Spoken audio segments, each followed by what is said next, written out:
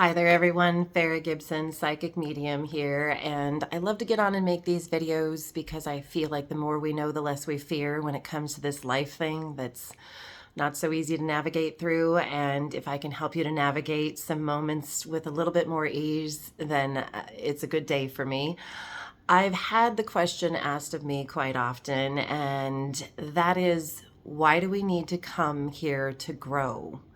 Why do we need growth? If we're really truly from heaven, if we're in this place of perfection, why would we want to come here and do this and go through all the terrible things that we go through in life each and every day for growth? What are we growing for? So today I want to answer that for you and help to bring some perspective to your heart and some knowledge to you that your soul actually already knows, but might remind your human brain just a little bit because our memories of heaven and who we were before we came here to live this life are a little bit they're not erased, but the filter in our human brain keeps us from remembering all the things. And so maybe this will just be a little reminder for you. So long before we ever came to live this life, each and every one of you and I, each and every one of us existed in heaven. My spirit within me and your spirit within your body existed in heaven long before we ever came to this body to live this life and this journey in this earthly sense. So what's heaven? Heaven is a place of pure perfection. It is filled with more love than you could ever imagine. And when you try to imagine the most amount of love that you've ever seen or felt in your life, and you multiply that amount of love by infinity, then you may begin to understand the love that surrounds us in heaven. I do believe in God, so I'm going to use the God word in this video. If you do not believe in God, please replace that word with whatever you need to in your heart, whether it's replacing it with love or whether it's replacing it with source. And I know there's so many different versions of words that we can call God, but I'm going to speak about heaven, and God is part of heaven. And so God created us within his light long before we ever came here, each and every one of us. So my body is like my car that my spirit that God created is driving around in this world. But my spirit and your spirit and everybody else's spirits existed in heaven long before we ever came here to live this life. As we exist in heaven and we're created in God's light, there's very different levels of light that God has created us in. Angels are some of the most beautiful high levels of light that exist in heaven. Jesus is one of the highest levels of light source that God created to ever come and drive one of these cars or live a human life in a body in the earthly sense. How amazing is he for that? And so each and every one of us in heaven has absolutely no negativity, and we have no frustrations, and we have no anger, and we have no guilt, and there's no jealousy, and there's no ego, and there are no fill in the blank when it comes to negatives. There's no pain, there's no disability. All of those things are earthly things. But why? Why are they earthly things? Well, I'm going to get to that. So as God creates each and every one of us in his light, we have an ability to be more like God's level of light. And the way that we achieve that is growth. And there's nothing challenging us in heaven. There's nothing terrible in heaven. There's nothing for us to grow through or navigate through in heaven, because heaven is pure perfection. God doesn't make us come live a life. There's no need for growth. It's something that we decide to do out of love for ourselves to be more like God. So there are numerous spirits in heaven who've never chosen to live a life because they're like, this is so good. Everything's perfect. I'm good. I'm staying just like this. I am God. I'm made of God. I don't need or want this for myself. And then there's you and I. And every soul that you see walking around this earth in a human body has come here from heaven with the purpose of that growth to be more like God. So, in order to come here to live a life, each and every one of us writes a blueprint. This is where people have a hard time understanding, like, wait, Fara, you're saying that I wrote this? I wrote these terrible things? I wrote these terrible moments? I want to remind you that you're a spiritual badass if you have written a terrible or hard life, and you have the intentions for the most growth. Why write an easy life? Why write everything's peaches and roses and love throughout our entire life there on earth if our intention is growth? That growth is not going to be easy to achieve, and we're going to grow it ourselves and others around us on this journey. So as we sit in heaven and plan to do this thing called life in the earthly sense, we write a blueprint or a soul plan. You know, people have different names for those things too. And you've probably heard many different discussions on, you know, soul plans or blueprints. And we'll just talk about why it is that we write all these terrible things. So as you're sitting in heaven, you're sitting in a circle dynamic with everyone that you are going to join your life with, your family, your friends, your loves, your people that you're going to work with, you know, people that are going to be acquaintances, friends that will come and go, friends that will stay, you know. And as you sit in this circle of dynamic, the souls sitting within your circle, or who have joined you in this earthly path, have intentions to help you with your soul plan, and you are also helping them with theirs in whatever dynamic that is. So as we write this journey, you'll notice that there's some people in your soul plan circle that signed up to be the villain. How on earth are we going to live through challenges if nobody stands in our circle and is willing to live the hard karmic energy of being the villain in your life to help you to grow? They're also willing to live the karmic energy of being that villain in life for their own growth. Not an easy thing to do. But each and every person in your family and friend circle build a dynamic with you in heaven long before you ever came here, because you all intend to do one thing, and that is grow. And that is going to be achieved through the hard. So if you look back on life, you realize that in the terrible moments that you've been through in life, those are the moments that you gain the most strength. And, you know, of course, we're always yearning for everything to be perfect and peaceful and love. We want enough money to cover everything. We don't want to have to struggle in our bills. You know, we don't want to have to struggle in love. We don't want to have to. And the truth of it is, the constant yearning for that space of pure love is always going to be there, because you're constantly yearning for the home that you came from. And that's normal. That's natural. But the truth of it is, not every day is going to be perfect. Some days are going to be absolutely terrible. Why? Because you wrote them to be. You wrote to grow in these moments. So as I sit in heaven in my circle with my family dynamic and everyone who's going to join me, I have a blueprint in my hand, or a soul plan. I like to call it like a roadmap that my car is going to drive through in life. Things that I'm going to journey through, obstacles that I'm going to maneuver around or through. And in my blueprint, it is my blueprint alone. It is not yours. It is not anybody else's blueprint that is within that circle. They are not bigger than my blueprint, and I am not bigger than their blueprint. Each and every one of us writes to be a part of one another's days, to be a part of one another's life, to be a part of one another's dynamic. But I cannot change the blueprint of somebody else, and they cannot change my blueprint. So when you walk through life on the human sense with the what ifs and the could haves and the should haves, when it came to a journey that you shared with somebody, please know that you were not bigger than the blueprint that they wrote for themselves. You were simply meant to be a part of it. So as we come here to live this life, things are terrible on the earthly sense.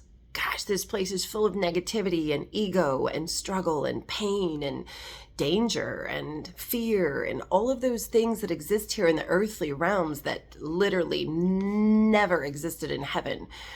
So as you're sitting in heaven writing that blueprint and you're writing this soul plan, the truth of it is you have no idea in that moment how terribly hard life is going to be.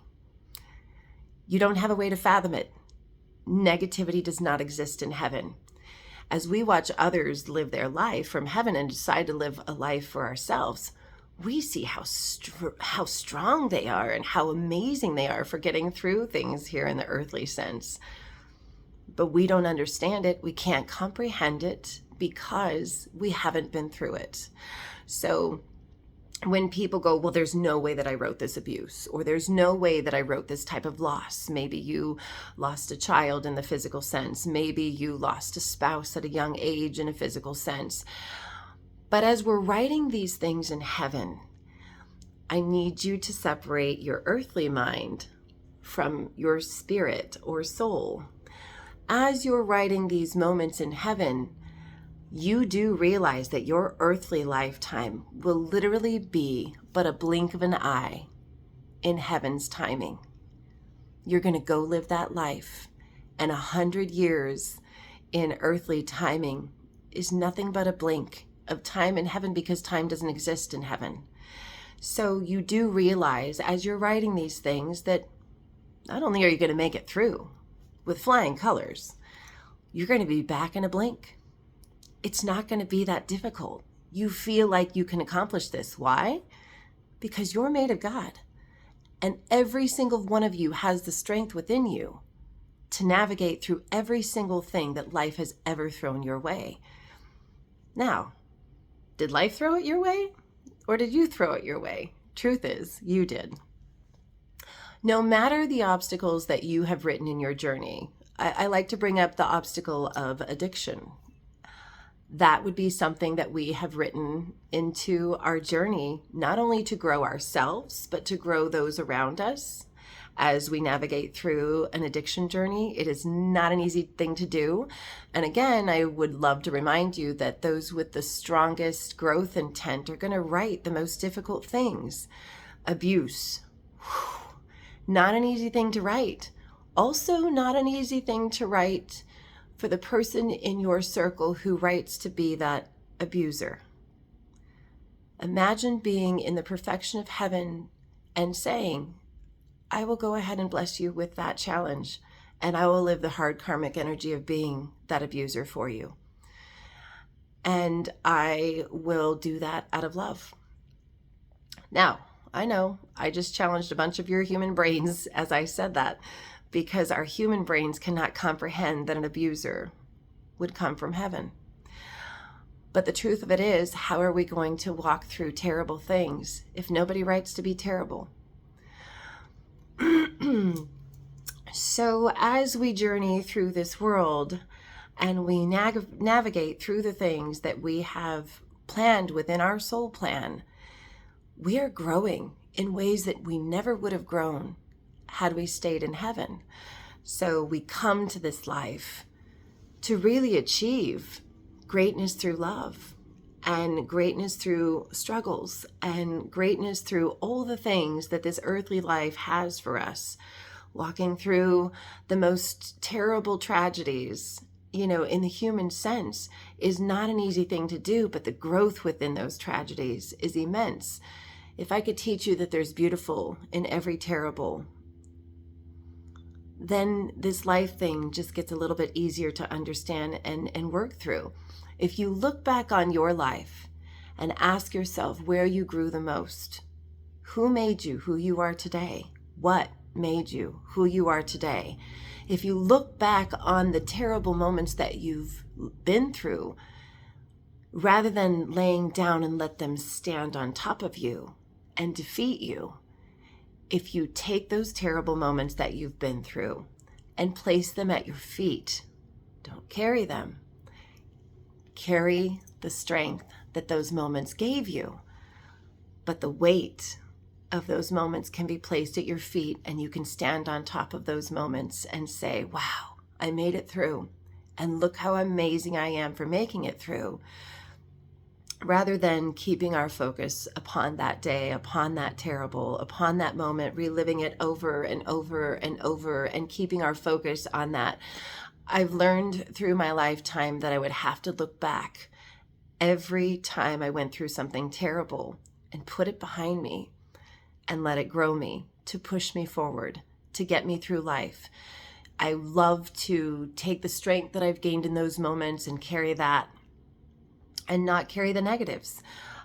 So we'll talk about a few of my life experiences just to put this into perspective, because again, I am not walking in some holier than thou shoes that some chick that's telling you all this crap that's never been through anything in life. So as I was a little girl, I grew up in Gilbert, Arizona, and I have a dad who's amazing, who became a single father when I was 4. And at age 5, for me, my dad had found a new wife, and she was more than a challenge.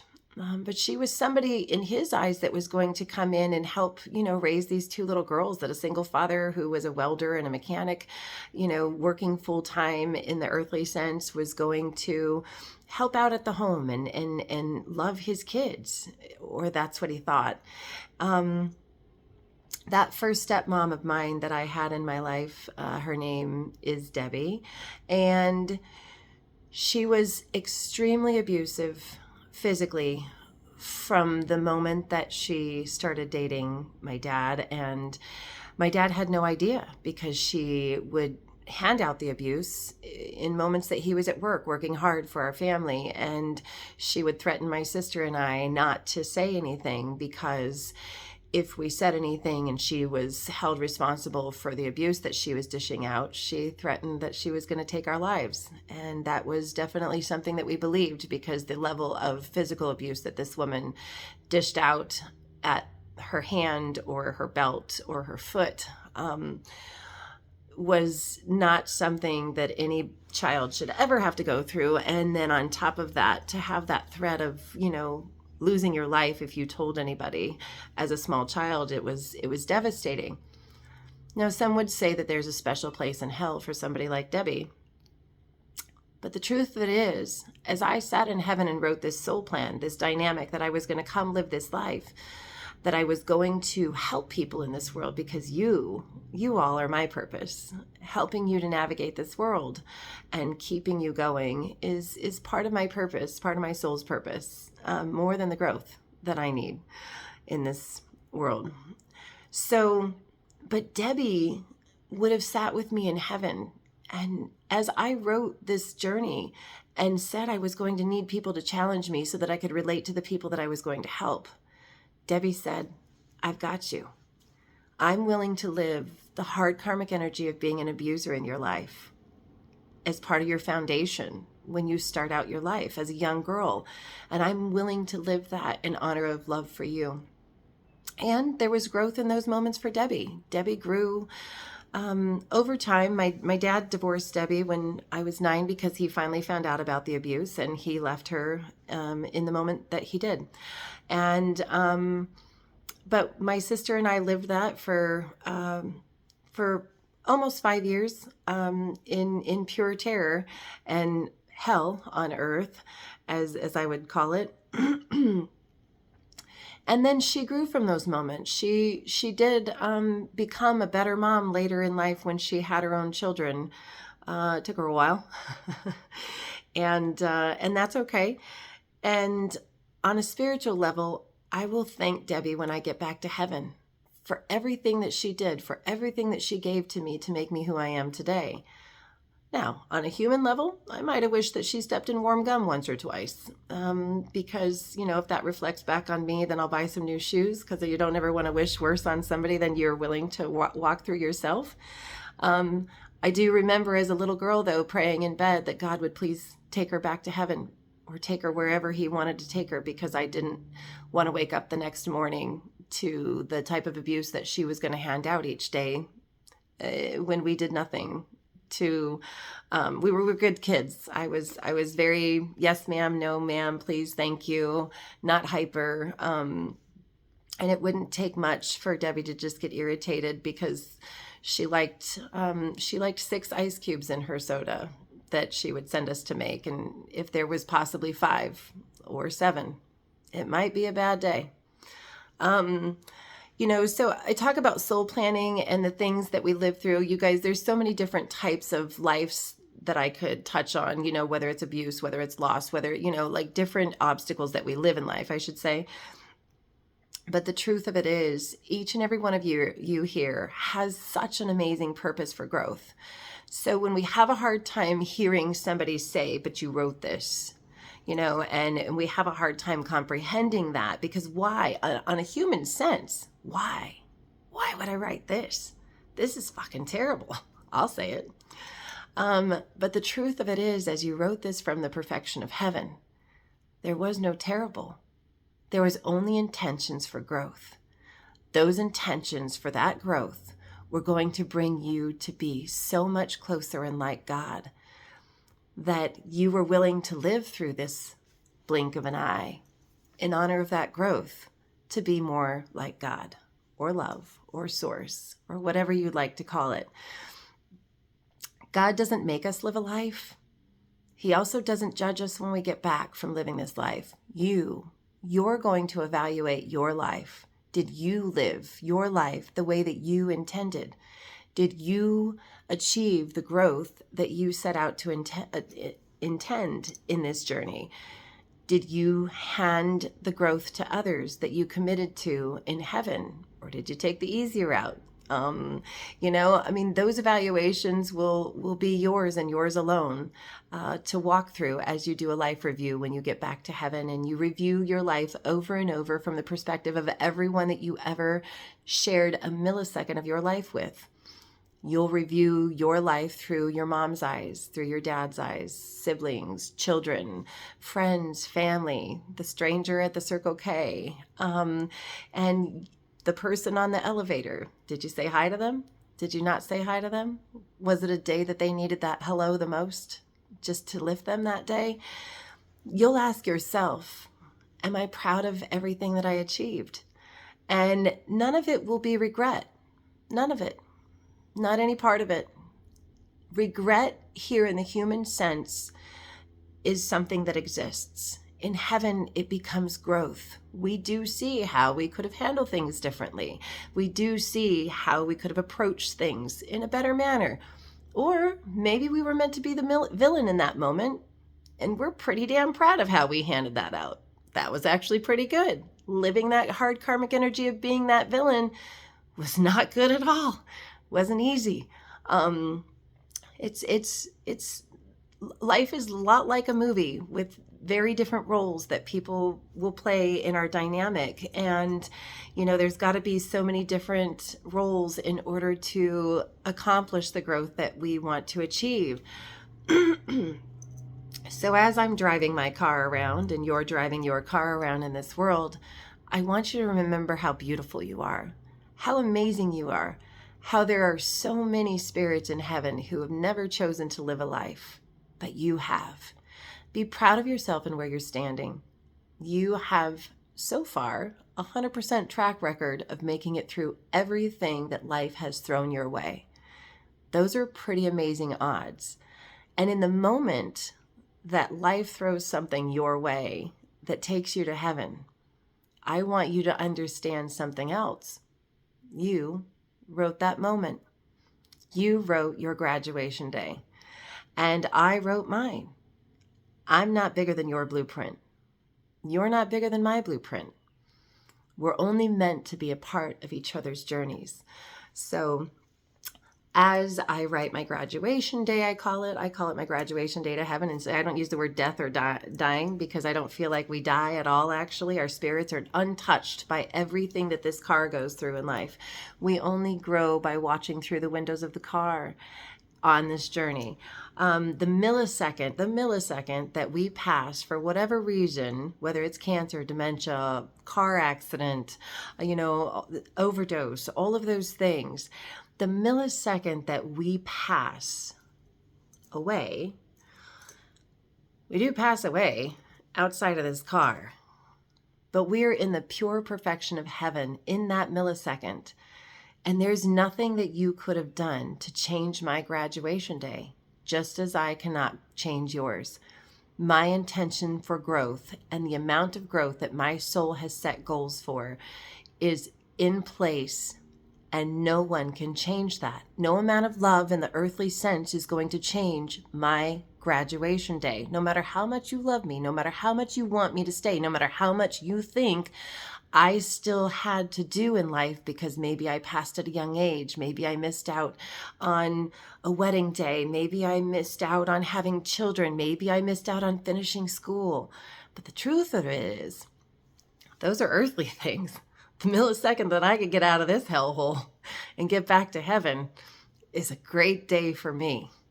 And so, as much as we think on the earthly sense that we didn't accomplish all the things that we had intended to achieve, the millisecond that we passed to heaven, we achieved soul growth. We achieved that light level that we had hoped for achieving as we wrote this life. And that is the millisecond that we're going to pass to heaven. Nobody else is in charge of it. You already set the guidelines. And so that's just hopefully puts it in a little bit better perspective for you. As we return to heaven and we get to do that life review, I want you to know something. Even though there are different levels of light in heaven, there is no separation between us and God and every other spirit or angel that exists in heaven. You will be reunited with pets, with family, with friends, with loved ones in heaven that you didn't even share this lifetime with, but you know them. I mean, that's the funny thing. Like, as I talk about somebody, if I'm doing a reading, it's so cute how earthly our minds can be sometimes, right? So I may be bringing through a child, for their parent, and this child has passed to heaven, and I'll be bringing through the child. But then maybe that parent that I'm talking to on the phone or on the video call also had a male friend that passed in a vehicle accident, back when they were in their late teens. And the parent will go, yeah, but my kid didn't know them. So common. The truth of it is, we all know each other in heaven. We all come from the same place. We're all made of the same thing. It's hard for us to separate that earthly mind from our spirit journey. And your earthly mind is very much focused on, we have ego within these minds. We have judgment, we have jealousy, we have insecurities, we have all of those things that don't exist in heaven. So it's really hard for me to sometimes get people to understand, like even when I say, like, you wrote this, our human mind instantly goes, there's no effing way. The spiritual side of that is, yes, there is. The answer to that is growth. And you are growing every single day that you are living this life. And not only am I proud of you, but you should be proud of yourself. As terrible as you think that your life may have been in moments, I want you to be proud of those moments because you made it through them. If you've lived a heavy life and you really struggle with depression and anxiety, those are very normal human experiences to have when you walk through things that are very difficult. But might I challenge you to swerve your energy just a little bit on your focus? Take some of those things that are so heavy and that are weighing on you, giving you that depression, that anxiety, and that feeling of heaviness like you cannot live your life. Take small bits and pieces of those focus and replace them in your mind with the most amazing things that you have accomplished in moments. And as we change our focus a little bit from the hard and the terrible moments that we walk through and look for moments of growth in those moments, you're going to find your days get brighter. You're full of love. You're full of heaven. You're full of God's light within. What you do with that light is your choice. And before I take this on too long and let it be a rambling thing, I want to say I'm proud of you. And keep doing what you're doing. Keep living your life the way that you live it.